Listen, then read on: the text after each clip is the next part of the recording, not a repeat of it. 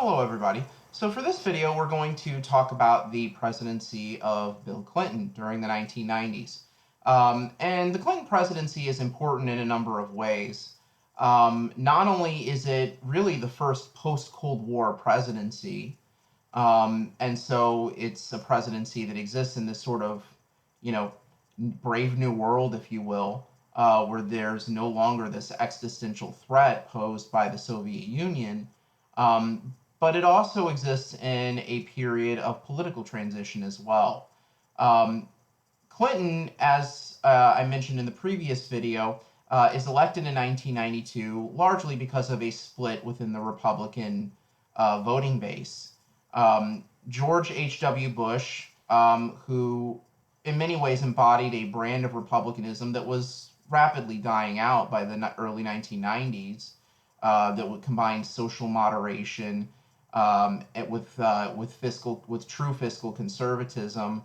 Um, faced an insurgent challenge.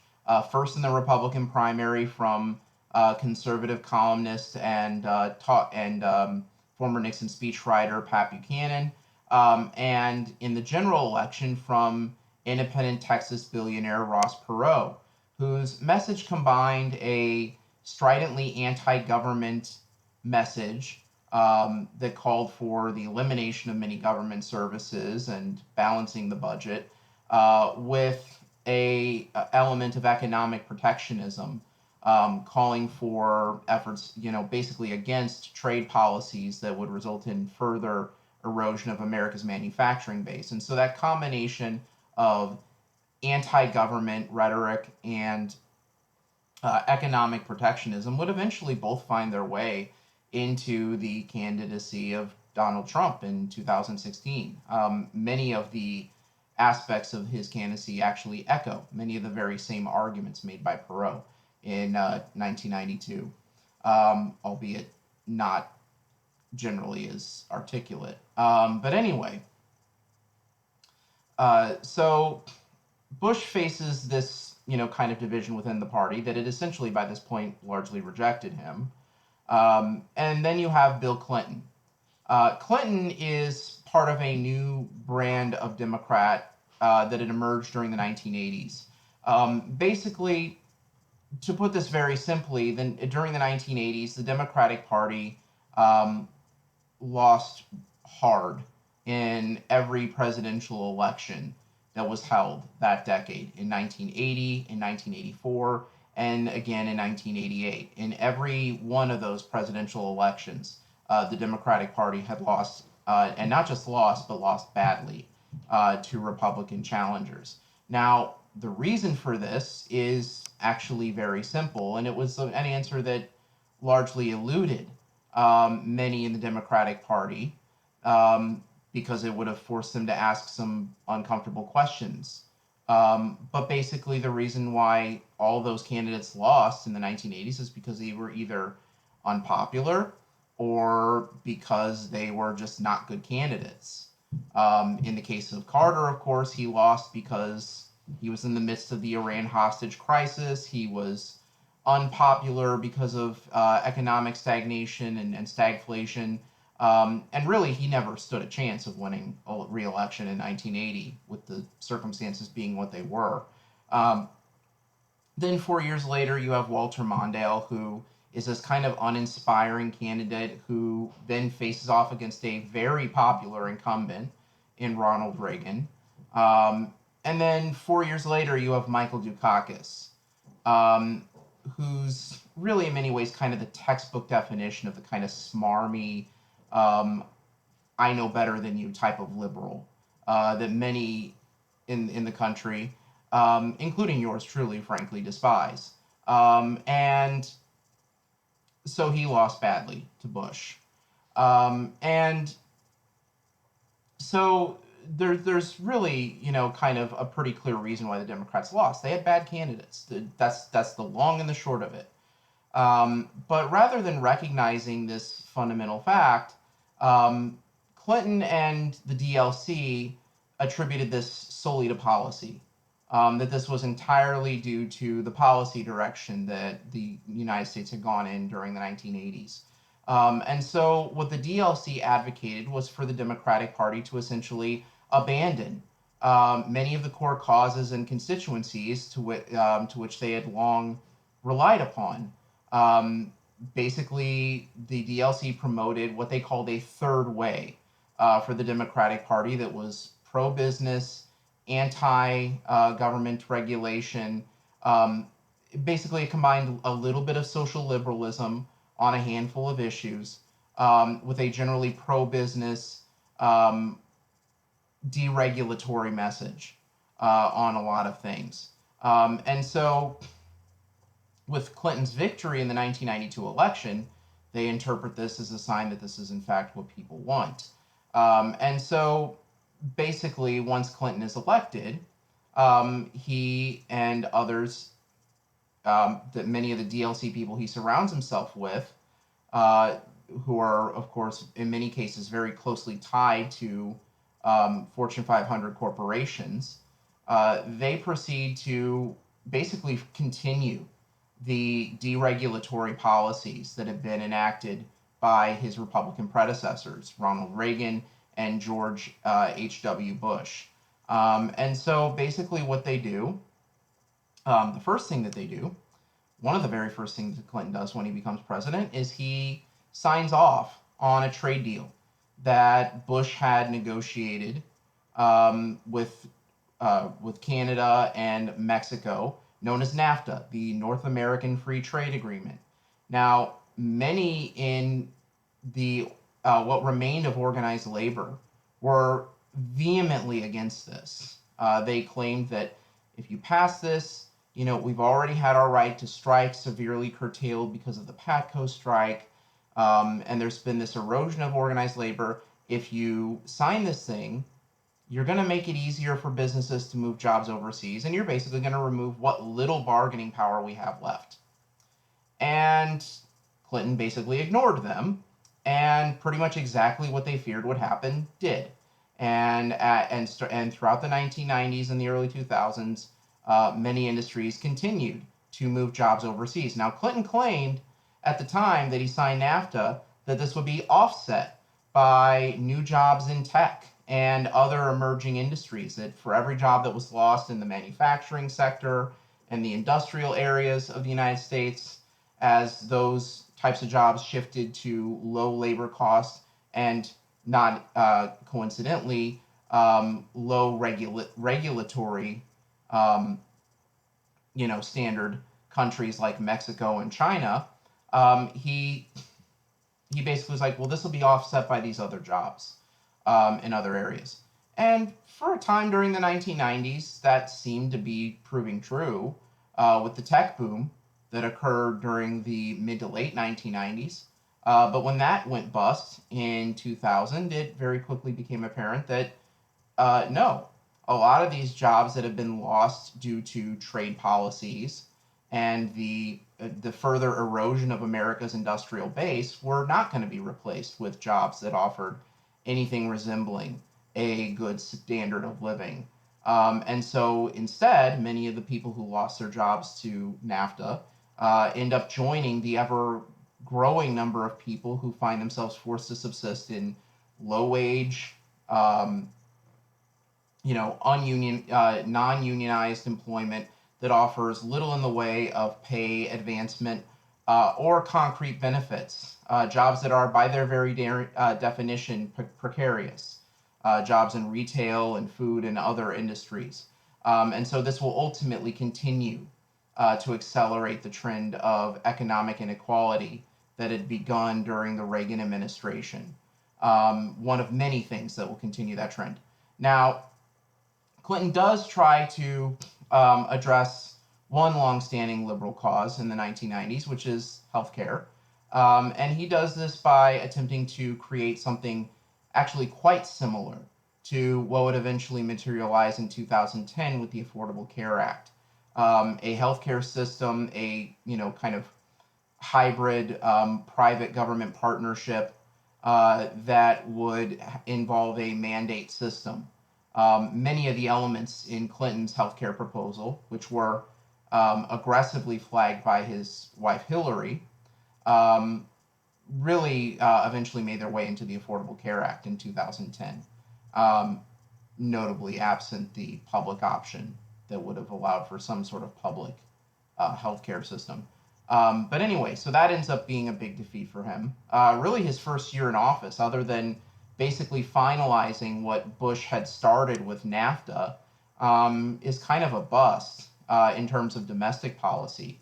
And as a result, in the 1994 midterm election, he ends up suffering a shellacking at the hands of the Republicans, who gained control of both chambers of Congress for the first time since 1954, since the Eisenhower administration. And that new Republican Congress that takes power in 1994 under House Speaker Newt Gingrich then proceeds to pursue a program of cutting welfare, lowering taxes, especially for the very wealthy, and basically gutting the social safety net to as great a degree as they can. And they call this the Contract for America, which is kind of funny because it's a contract that basically screws you over. But anyway, um, so so Gingrich and Clinton, they don't get along very well with each other, even though they're in many ways not that dissimilar from each other.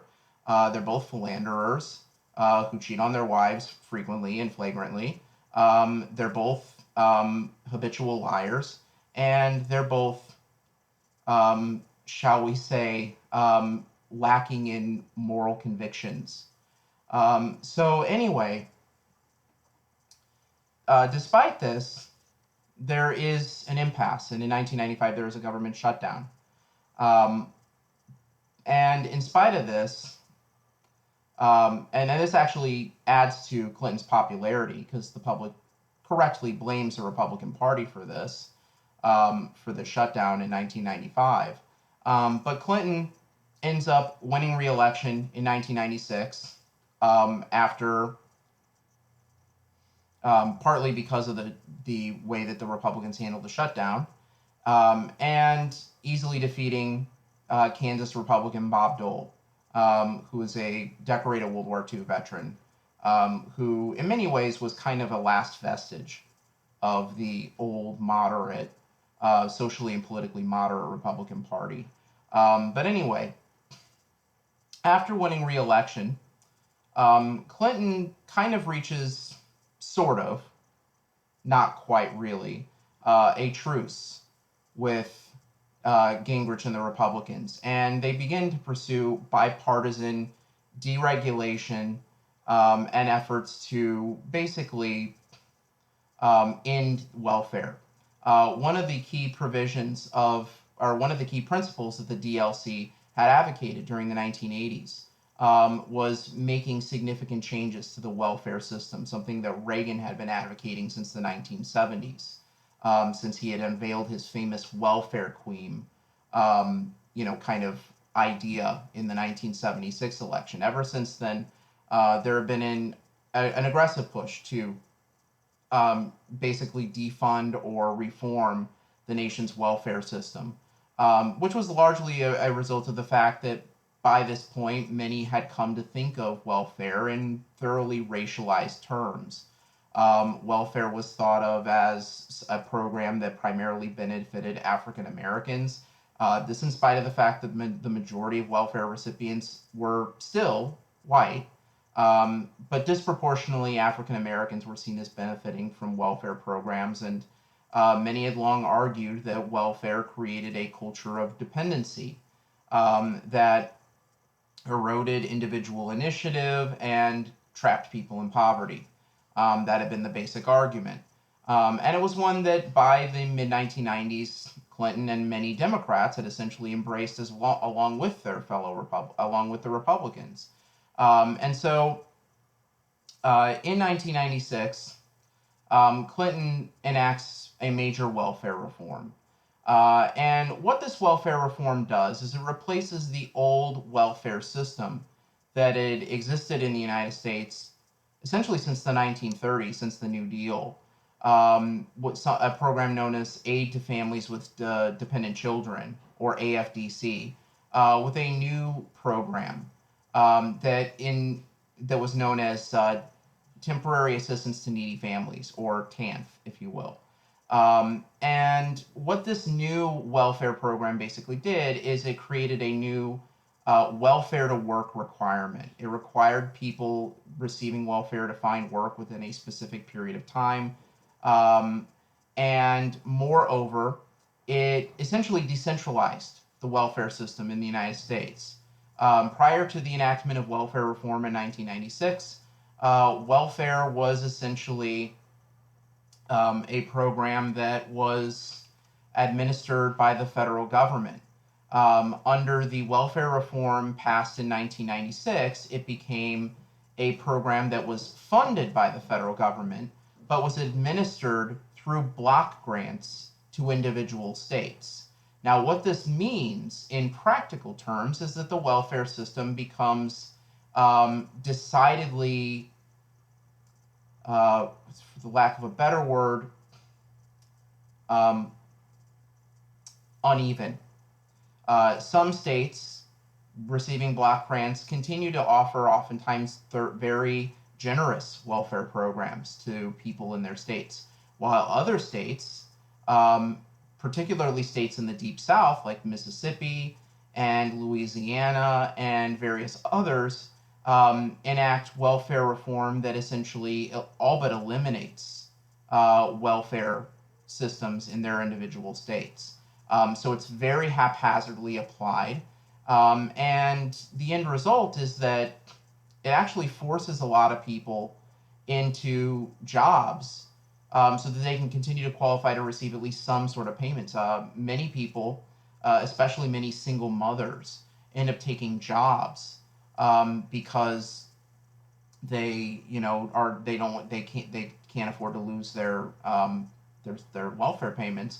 But those jobs pay so little that they're forced to stay on the welfare rolls anyway. So essentially, what it does is it just redirects who receives the benefits from welfare programs. Instead of a welfare program that's designed to help the needy and the poor, it ends up being a welfare program that directly subsidizes companies that deliberately pay low wages and offer limited benefits to their employees. Low enough wages and limited enough benefits that many of those employees still, even though they're working, are eligible for food stamps. So again, it's not a matter of whether you're going to have welfare or not. It's just a matter of who's going to receive it. But anyway, so the welfare reform of 1996 ultimately will lead to a significant spike in poverty. It further adds to the conditions of economic inequality that had been brought about during the 1980s, basically by forcing a lot of people into the workforce who otherwise wouldn't be there, but who are forced to take jobs that don't pay enough for them to be completely non-dependent on some sort of governmental assistance. Um, so it ends up actually increasing poverty in the United States and further fueling economic inequality.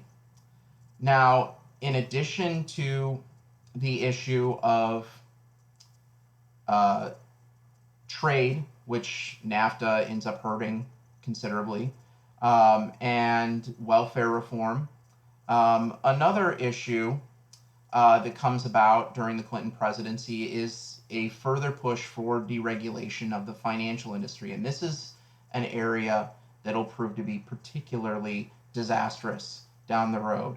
Ever since since the late 1970s, since the Carter era, but really particularly since the 1980s, there have been an aggressive push to roll back Depression era banking and financial regulations in the United States that were designed to basically prevent banks from becoming too big to fail, and to prevent them from basically, for the lack of a better way of putting it, putting putting their hands in the cookie jar. Basically, the Depression era banking reforms have been created specifically to prevent banks from using funds that people were putting aside for their retirement savings or for college loans or for any other number of kind of everyday activities, and letting those funds be used for speculative investment, which is basically legalized gambling on Wall Street. But during the 1990s, a bipartisan consensus emerges that ultimately pushes for the further deregulation of the financial industry. And this culminates in 1999 with the enactment of the Gramm-Leach-Bliley Act, which basically repeals the key provision of the 1933 Glass-Steagall Act, which had created a wall of division between commercial and investment banking. Basically, what the Glass-Steagall Act had done is that it created this wall so that, grandma and grandpa's retirement savings over here isn't going to be touched by Johnny Wall Street snorting cocaine over here, like in the Oliver Stone movie, and, saying, oh, I'm going to use that to invest in my whatever. And so basically what the Gramm-Leach-Bliley Act of 1999 does is it undoes this very significant Depression-era reform that had kept the American financial system more or less stable for the duration of the 20th century, and it allows for not only these mega mergers to occur between commercial and investment banks, which eventually create financial entities that become too big to fail, but it also allows those new mega banks to begin engaging in speculative investment and selling various types of stock derivatives, including the sale of what are known as mortgage-backed securities. Mortgage-backed securities basically are trading stock in home loans that people take out. And after the passage of the Gramm-Leach-Bliley Act in 1999, you see a dramatic proliferation of predatory lending in the United States. And ultimately, this deregulation, which will be further added to by deregulation that occurs during the George W. Bush administration that follows the Clinton administration, will eventually lead to the financial collapse of 2008, otherwise known as the Great Recession. So, again, this is something that'll prove to be a decidedly less than pleasant thing in the long run for regular working people. In many ways, there's no way to cut it. The presidency of Bill Clinton is basically a disaster for regular working people. It's great for Wall Street investors. It's great for people who, work in the emerging tech industry. And yeah, the 90s have some great music. But I do think that there is a strong tendency to look at the events of the last 20 years and just how really terrible things have gotten and apply this unearned nostalgia to the Clinton era, and to make him into this great president, which he really, really was not. So, anyway. All right, so there's some other aspects of the Clinton administration I did want to talk about. One of them is, and this is something that's not covered in your textbook, is the disturbing rise in domestic terrorism, far-right terrorism specifically, that occurs during the Clinton administration. You have a number of high-profile incidents, such as the 1991 incident in Ruby Ridge, Idaho, and then 2 years later, there's the standoff between federal ATF agents and the Branch Davidians in Waco, Texas. And then this culminates 2 years later when a Gulf War veteran turned white supremacist named Timothy McVeigh bombs the federal building in Oklahoma City, which was and remains the worst single act of domestic terrorism in American history, and really symbolized a troubling development of violent political rhetoric on the far right in the United States that has arguably only intensified in the 2 decades um, since the 1990s. In addition to that, I did want to talk a bit about the Clinton administration's foreign policy. Now, this is an area that contains one of the notable bright spots in the Clinton administration. One of the things that he definitely did right. In the behind the former Iron Curtain, in what used to be known as Yugoslavia, following the dissolution of the communist government in Yugoslavia in 1990, the various ethno-religious states that existed within Yugoslavia um, basically enter into this really gruesome war with one another, largely perpetrated by the largest of the states, Serbia, with its Eastern Orthodox Christian population. And so there's a number of conflicts in the Balkans during the early to mid 1990s, known as the Yugoslav Wars. And this was something that had become a humanitarian crisis during the first Bush administration, but hadn't really been dealt with in any meaningful way.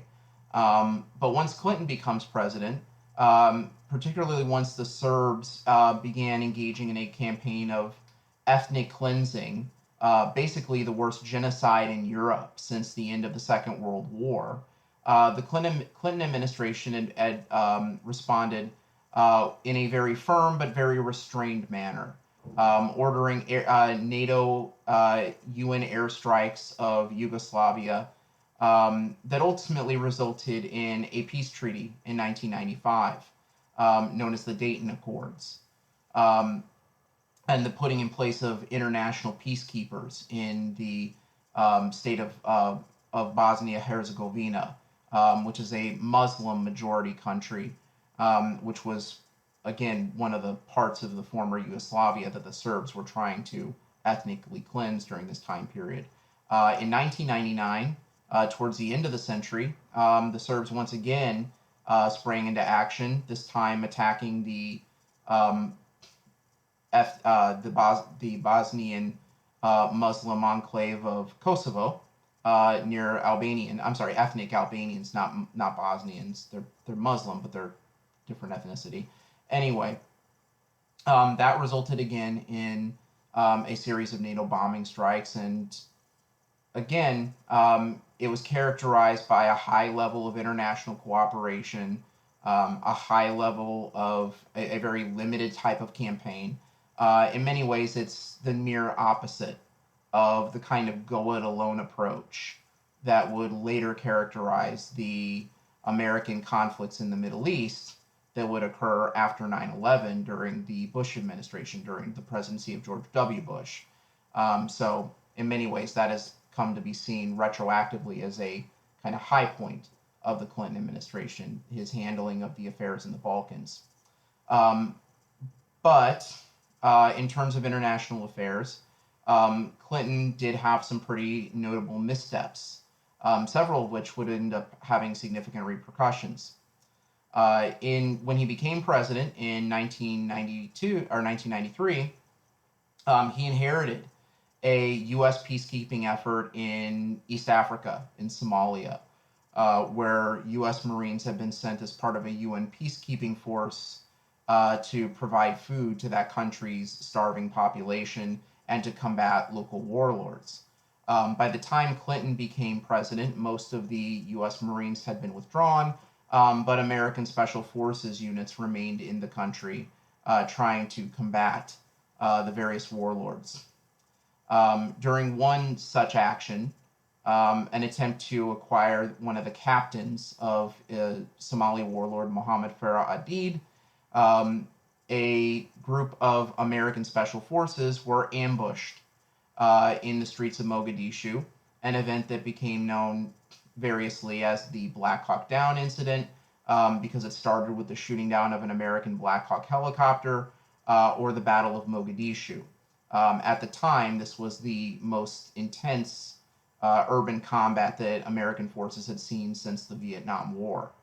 Um, and it ultimately resulted in the deaths of 18 Americans, the wounding of many more, and the withdrawal of American forces from Somalia, and for that matter, from much of um, the southern hemisphere and Africa in particular after the mutilation of several American soldiers by Somali militias, something which was caught on camera, not unlike events in Vietnam.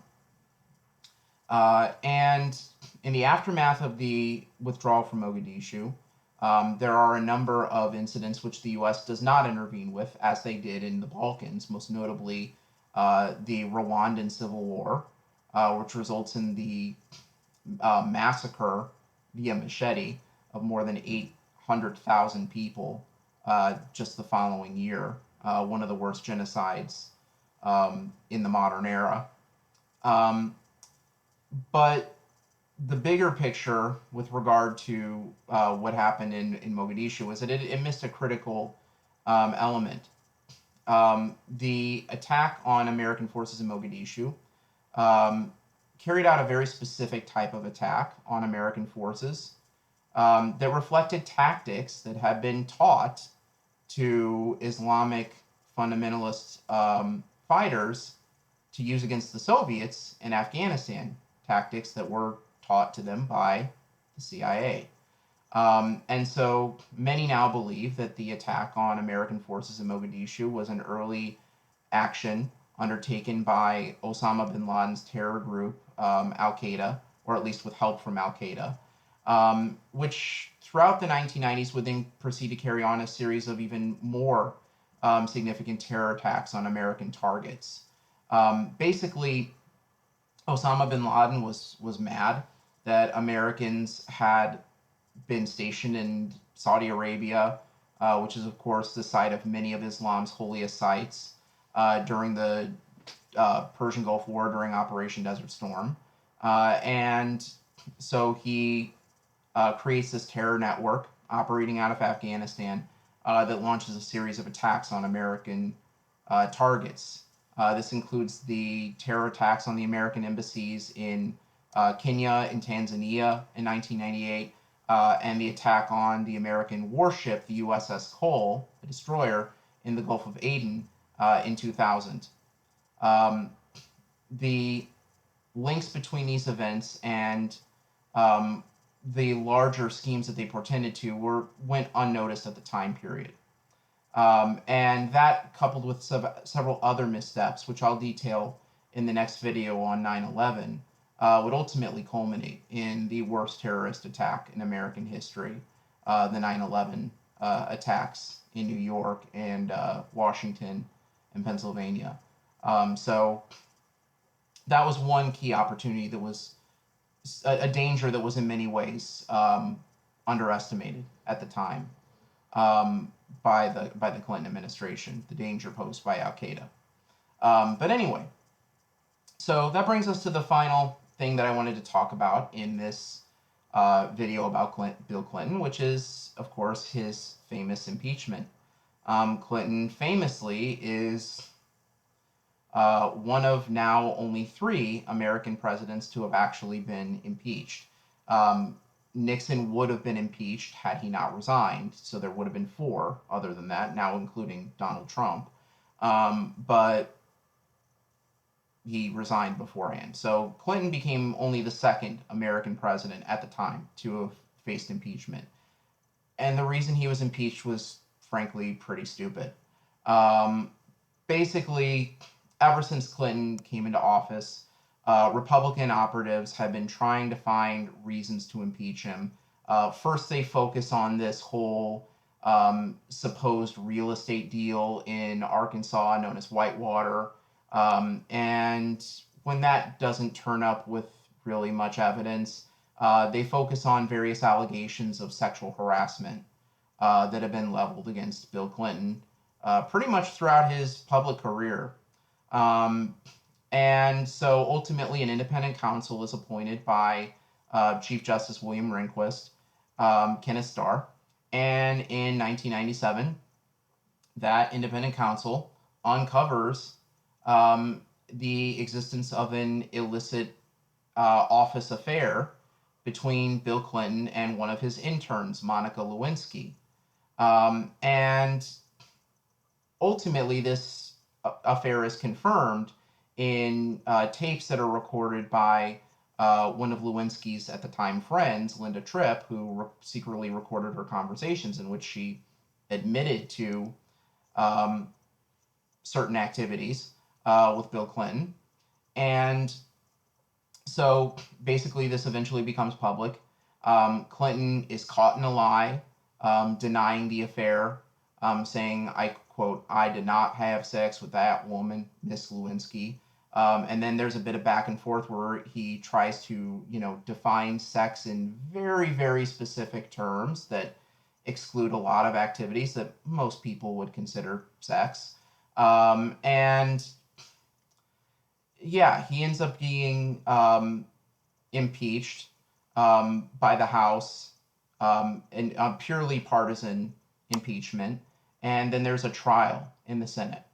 And he's tried for 2 charges for perjury and obstruction of justice.